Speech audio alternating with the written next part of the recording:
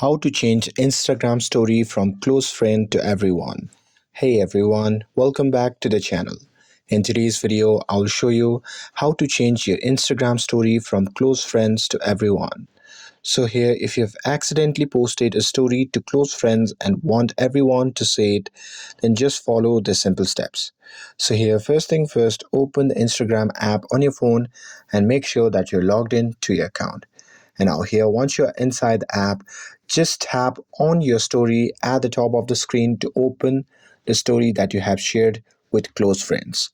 And now here, if the story was shared with only close friends, then you cannot directly change the audience.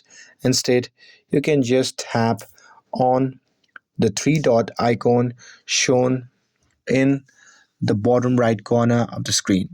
And now from there, you can just scroll down and save the story photo. And now here, once you have saved it, you can simply go back to the story camera section, and there you can just upload the saved photo and video again, and this time you can select your story to everyone instead of your close friends. And with that, you can simply share your story, and that's it.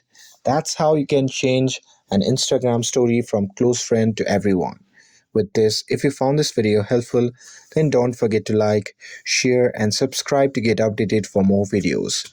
Thanks for watching, and I'll see you in the next video.